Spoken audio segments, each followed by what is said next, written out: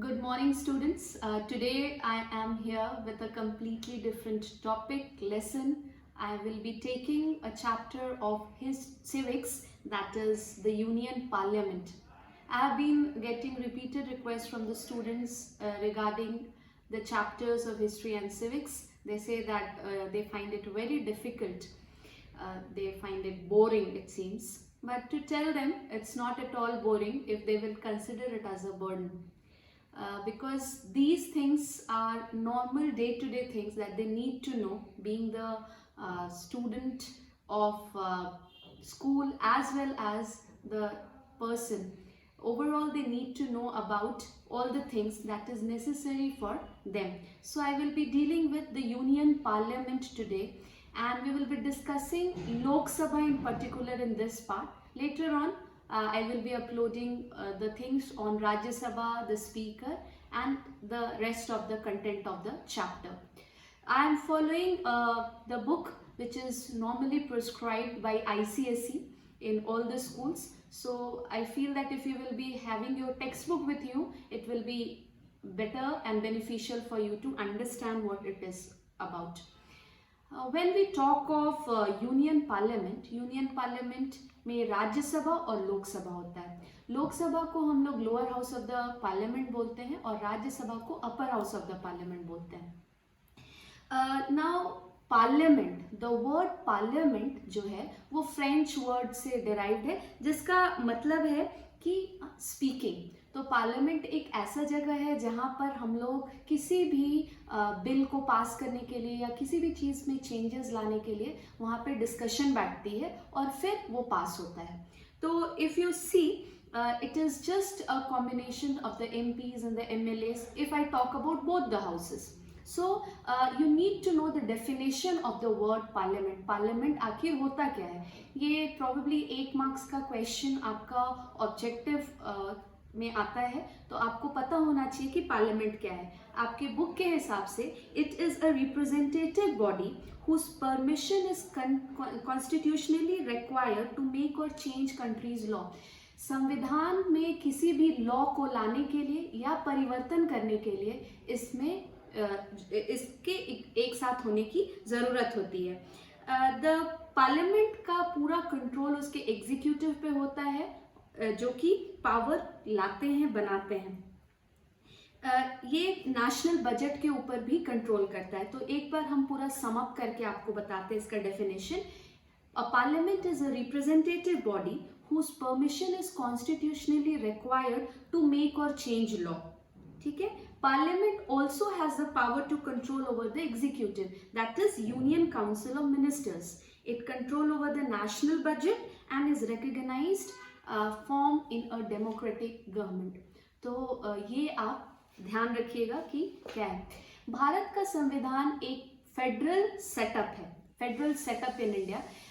Indian constitution का एक बहुत ही इम्पॉर्टेंट पार्ट ये है कि यहाँ पर सेंटर और स्टेट में पावर्स जो है वो इक्वली डिवाइडेड है. तो इस तरह का गवर्नमेंट जहाँ पे 2 तरह से पावर डिवाइडेड होता है, एक सेंटर में, राज्य में, और एक स्टेट में, उसको हम लोग फेडरल सेटअप ऑफ गवर्नमेंट बोलते हैं.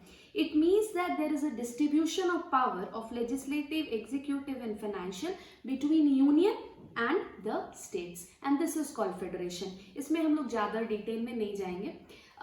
स्टेट में क्या हो जाता है, विधानसभा और विधान परिषद, उसको हम लोग लेजिस्लेटिव असेंबली और लेजिस्लेटिव काउंसिल भी बोलते हैं.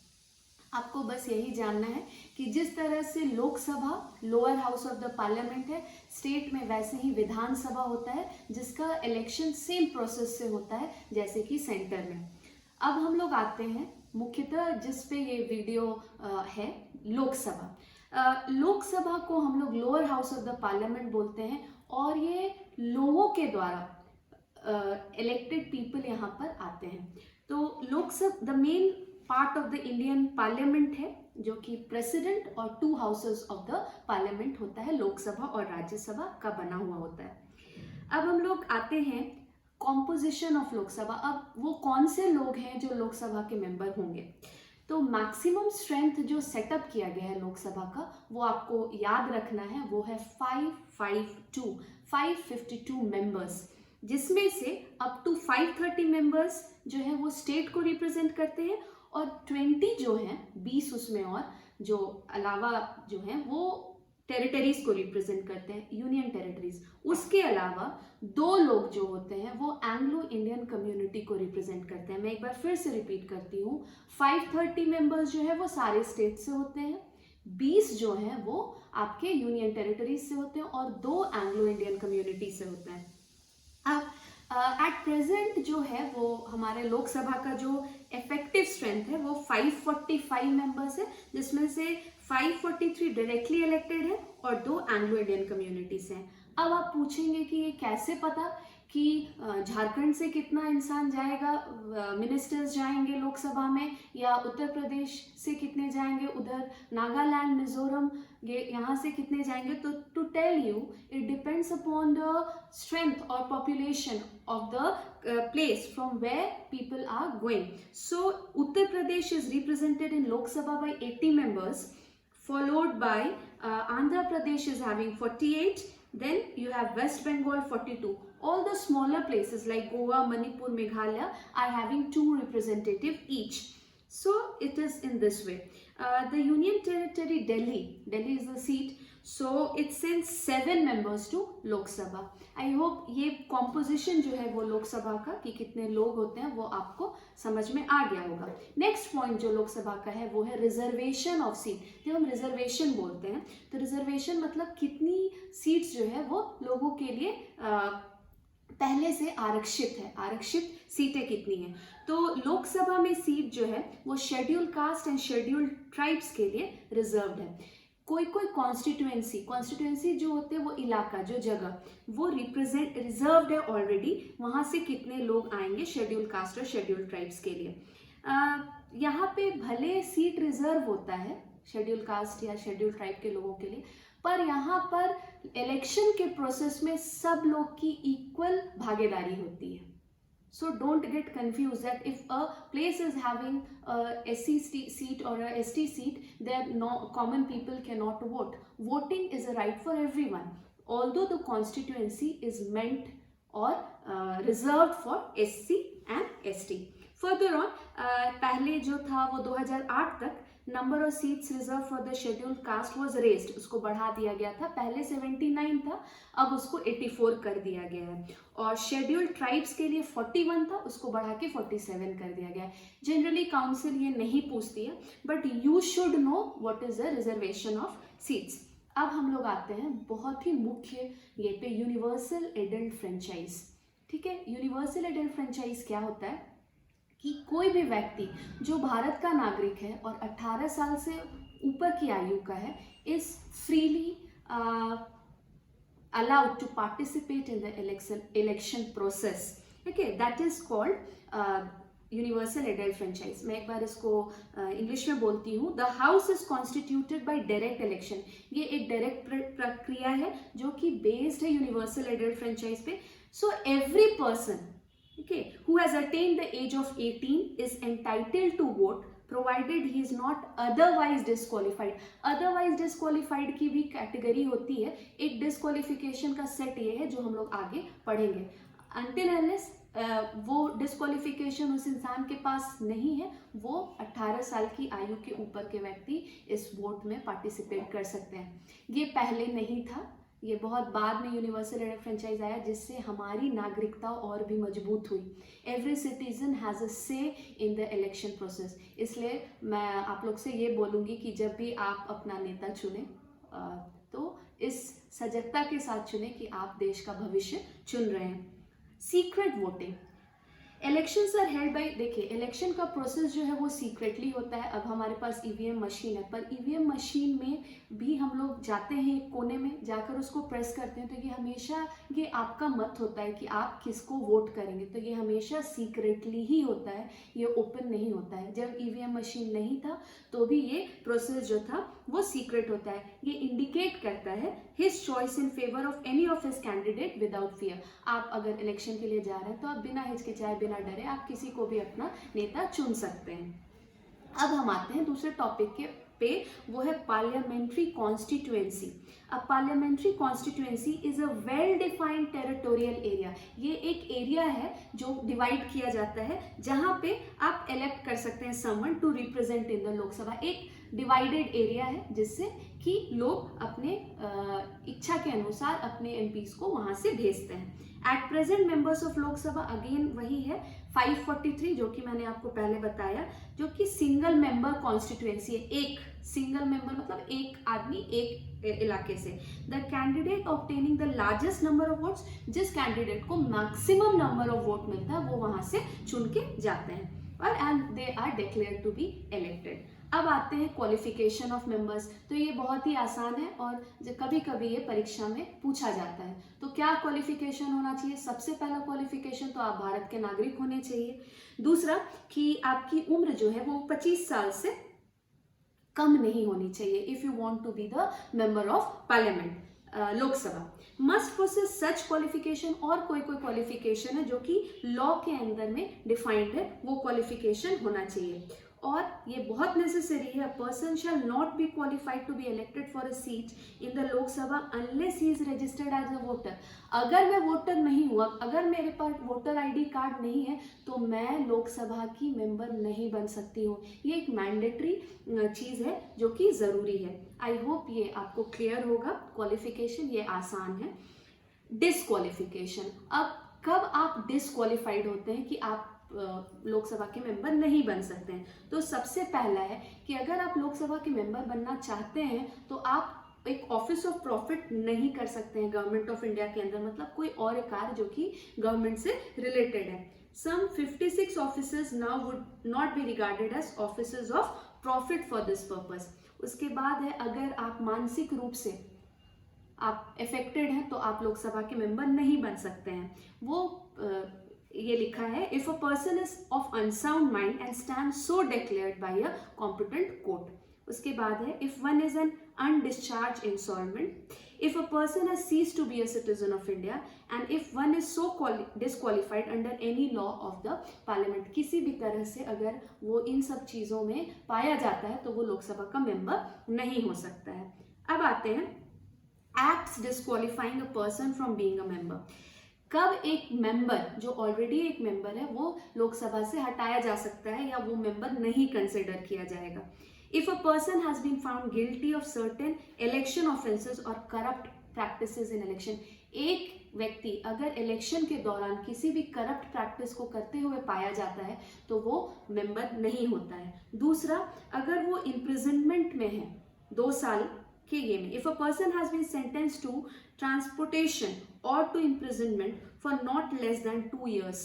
उसके बाद क्रुएलिटी टुवर्ड्स वुमेन और डवरी एक्ट, इसके अगर किसी भी तरह से ये बात प्रूव हो गया, और भी इसमें है कि वो क्रुएलिटी कर रहे हैं, मतलब घर में या कहीं पे भी अगेंस्ट वुमेन, और डवरी ऑफेंस में अगर वो पकड़े जाते हैं तो उसी समय वो डिस्क्वालिफाइड कंसिडर कर दिए जाते हैं। None of the ever disqualification operates for a period of more than 6 years from the date of such convention. 6 साल तक ये कंटिन्यू होता है। No person shall be a member of both the houses of the parliament at the same time. ये भी बहुत important है as a student आपको जानना कि एक इंसान दोनों जगह का मेंबर नहीं हो सकता। Both the houses of the parliament मतलब राज्यसभा और लोकसभा दोनों का। Either can a person B member of both the houses of the parliament end of a house of legislature of a state, ना कि वो स्टेट के किसी भी लेजिस्लेचर का मेंबर हो सकता है। एक्सपल्शन क्या दिया हुआ है देखिए, both houses of the Indian parliament have the power to expel a member who. Power क्या है? वो किसी भी मेंबर को एक्सपेल कर सकता है अगर वो किसी भी इस तरह के ग्राउंड में पाए जाते हैं जो भी डिस्क्वालिफिकेशन लेड किया गया है। तो दोनों हाउस के पास ये अधिकार होता है कि वो उस मेंबर को डिस्क्वालीफाई कर दें अगर वो डैमेज कर रहे हैं हाउस के रिस्पेक्ट को। अब आते हैं हम लोग कि क्या ओथ लेना होता है अगर आप मेंबर बनते हैं या कोई मेंबर है। तो every member has to take a oath whether it's Lok Sabha और राज्यसभा। आपने देखा होगा कि कोई भी इलेक्शन के बाद हमारे माननीय प्रधानमंत्री या काउंसिल ऑफ मिनिस्टर्स, कैबिनेट, इनको सबको एक शपथ ग्रहण दिया जाता है। तो आखिर वो शपथ होता क्या है? तो उसमें सबसे पहले तो जो एमपीज हैं वो अफर्म करते हैं कि he will bear true faith and allegiance to the constitution of India. वो भारत के संविधान को पूरी नैतिकता, ईमानदारी के साथ निभाएंगे। दूसरा, he will uphold the sovereignty and integrity of India and will faithfully discharge the duty upon which he is to enter। वो अपने कार्य को पूरी दक्षता से पूरी करेंगे। अब आते हैं हम, ये आपको याद करना होगा, ये 3 पॉइंट, ये आपको हेल्प करेगा एग्जाम अपियर करने में। फिर है वेकेशन ऑफ सीट, हाउस कब खाली होती है। Seat member house of the parliaments become vacant in certain situation. तो पहला कि इफ अ मेंबर रिजाइंस, अब वो रिजाइन कैसे करता है? तो वो स्पीकर को, लोकसभा का जो स्पीकर है या चेयरमैन है, उसको लिखित तौर पर देके रेजिग्नेशन देता है। दूसरा कि अगर वो एब्सेंट है हाउस से, in case of absent from the house meeting for a period of 60 days, अगर 60 दिनों तक लगातार वो मीटिंग पीरियड से एब्सेंट होता है तो वो सीट खाली हो जाती है। और अगर वो जितनी भी डिस्क्वालिफिकेशंस मैंने अभी आपको बताई, अगर उसके अंतर्गत वो आता है तो he is considered to be disqualified in the constitution और in the act of parliament. और ग्राउंड ऑफ डिफेक्शन, एक ग्राउंड ऑफ डिफेक्शन भी होता है जो कि 10th शेड्यूल में मेंशन्ड है। अगर वो उसके अंडर में आता है तो वो कंसिडर होता है कि वो सीट जो है उसकी वो खाली हो गई। अब हम आते हैं तीसरे नहीं, बाद के इस पे कि ड्यूरेशन ऑफ द हाउस क्या होता है। तो बस आपको ये जानना है कि लोकसभा जो है वो 5 साल के लिए कार्यकाल में रहता है if it is not dissolved earlier. अगर बीच में in case of proclamation of emergency is in operation, the life of the house can be extended। अगर किसी भी तरह का इमरजेंसी, जैसे कि नेशनल इमरजेंसी होती है, तो उस समय हाउस को थोड़े दिन के लिए उसका एक्सटेंड कर दिया जाता है संविधान के मुताबिक। But this extension shall in no case be more than a year of a time. 1 साल से ज़्यादा के लिए हम लोग उसको एक्सटेंड नहीं कर सकते हैं।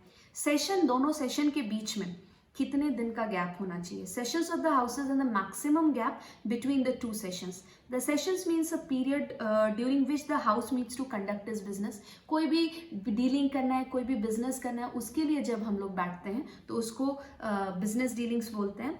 और वो हमेशा माननीय राष्ट्रपति द्वारा उस सेशन को लिया जाता है। The session of each house of the parliament is summoned by the president. और ये 6 महीने के इंटरवीन बिटवीन द 2 सेशन, 6 महीने से ज़्यादा नहीं होना चाहिए 2 सेशन के बीच में। नॉर्मली 3 सेशंस होता है, ये तो आप लोग को कॉमनली पता होगा। ये बजट सेशन होता है, मॉनसून सेशन होता है और विंटर सेशन होता है। तो इसके मंथ्स डिवाइडेड हैं। बजट सेशन जो है आपका फरवरी से मई के बीच में, मॉनसून जुलाई सितंबर और विंटर सेशन नवंबर दिसंबर में। तो इसमें गैप, ऑब्जेक्टिव क्वेश्चन इससे term of the house, duration और मैक्सिमम डिफरेंस के बारे में पूछते हैं। कोरम, कोरम क्या होता है? कोरम है कि कितने लोग प्रेजेंट होने चाहिए किसी भी सेशन या किसी भी मीटिंग के बीच में। तो it's not more than 1/10 of the total member, और that includes a speaker who is presiding over the meeting. दस एटलीस्ट 55 मेंबर्स, 55 लोग उसमें प्रेजेंट होने चाहिए किसी भी सिटिंग के लिए। सैलरी एंड अलावेंसेस ज़्यादातर एग्जाम्स में आता नहीं है, पर it is all the salaries and allowances are on the consolidated fund of India. तो मैं उसके डिटेल में ज़्यादा नहीं जाऊंगी। और पार्लियामेंट में हम लोग कौन कौन सी भाषा का प्रयोग कर सकते हैं? ऐसे तो बिजनेस जो है वो पार्लियामेंट का हिंदी और इंग्लिश में हो सकता है। और speaker of the Rajya Sabha and the chairman of Rajya Sabha may permit any member who can not express in Hindi और इंग्लिश, वो लोग अपना मदर टंग यूज़ कर सकते हैं, बस उसको ट्रांसलेट किया जाता है। लीडर ऑफ द अपोजिशन क्या होता है? तो किसी भी भारत, आप हम लोग सब जानते हैं कि एक डेमोक्रेटिक नेशन है, तो यहाँ पे लीडर ऑफ अपोजिशन का भी बहुत बड़ा योगदान होता है, ताकि आप किसी भी बिल को पास कर रहे हैं या किसी भी एजेंडा को लेकर पार्लियामेंट में बैठे हैं तो उसमें प्रोज और कॉन्स, उसका क्रिटिसिज्म करने के लिए we need opposition. So for the success of a parliamentary democracy we need an opposition. तो वो बहुत पाइवटल रोल प्ले करता है in functioning of a democratic country. तो यहाँ पे भी 1/10 of the total members of the house होना चाहिए. The leaders of the largest among the opposition party is recognise as the leader of opposition. और इनका भी सैलरी जो है वो लगभग हमारे जो पावर में है वैसे ही एमपीज और एमएलएस के ऊपर होता है. तो आई होप लोकसभा आपके लिए इतना क्लियर है.